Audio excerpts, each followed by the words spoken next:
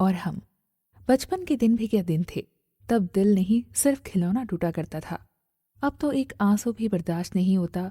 और तब जी भरकर रोया करते थे।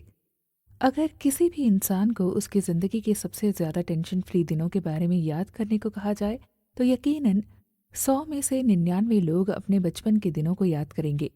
बचपन में हमने किसी को भी किसी बात की टेंशन नहीं थी। ना पैसा कमाने की, ना रिलेशन मेंटेन करने की, और ना ही किसी को खुश रखने की परवाह थी। हम सभी का बचपन पूरी तरह से अपने पेरेंट्स के हाथों में सिक्योर होता था। लेकिन जैसे ही हम बड़े हुए और रिस्पॉन्सिबिलिटी उठाने लायक हुए कि ज़माने भर की टेंशन से भरी हुई बातें हमारी ज़िंदगी का हिस्सा बनती जाती हैं। बचपन में जहाँ हमें अपने आसपास की पूरी दुनिया बहुत ही सिंपल और इजी नज़र आती है, बड़े होने पर अचानक ही वो बड़ी कॉम्प्लेक्स और डिफ़िकल्ट दिखाई देने लगती है।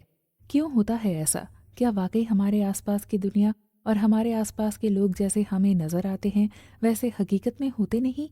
इन सवालों का जवाब जानने से पहले मैं आपके सामने एक बहुत ही सामान्य सा अनुभव शेयर करना चाहूँगी। ये एक ऐसा अनुभव है जो हम में से ज़्यादातर लोगों को कभी न कभी हुआ ही होता है। गर्मी के दिनों में दोपहर को जब हम सन ग्लासेस पहनकर बाहर निकलते हैं तो हमारी आंखों को सूरज की तेज़ रोशनी और गर्मी का एहसास कम होता है। हमें अपने चारों तरफ हल्का सा डार्कनेस नज़र आता है, जैसे शाम का वक्त ना हो गया हो।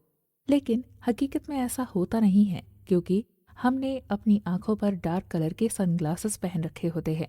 जैसे ही उन सनग्लासेस को उतारकर हम अपने चारों तरफ देखते हैं तो बहुत ही ज़्यादा ब्राइटनेस हमें नज़र आती है। ये कोई इल्यूजन नहीं होता है और ना ही हमारी आंखों को किसी तरह का धोखा होता है। ये हकीकत ही होती है जिसे हम अपने अनुभव और परसेप्शन के अनुसार देखने की कोशिश करते हैं। इसी वजह से कई बार हमको इनसिक्योर फील करने लगते हैं और इसी वजह से हमें ज़िंदगी की बातें मुश्किल भरी नज़र आती है, क्योंकि हम ये चाहते हैं कि सभी हमसे खुश रहें और हम सभी को किसी न किसी तरह से खुश कर सकें। पर असल में ऐसा होता नहीं है। अपने से जुड़े सभी लोगों को हर वक्त पूरी तरह से खुश रख पाना पॉसिबल नहीं है। किसी न किसी को तो हम में से शिकायत रहेगी ही, किसी न किसी की नज़र में हम बुरे इंसान होंगे ही। ये सब इंसानों के अनुभव के आधार पर ही होता है। ऐसे में चिंता करने की जगह हमें ये समझना होगा कि इसमें हमारी कोई गलती नहीं है। कोई ना कोई तो हमें डिसलाइक ज़रूर करता है।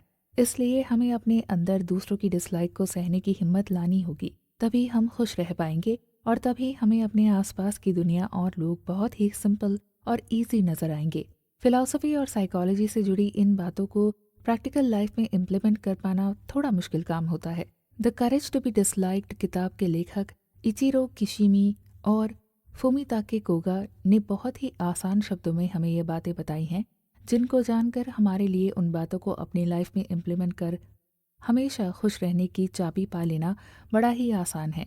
तो आइए सुनते हैं the courage to be disliked किताब की बुक समरी, जो फेमस साइकोलॉजिस्ट एल्फ्रेड एडलर की साइकोलॉजी पर आधारित है।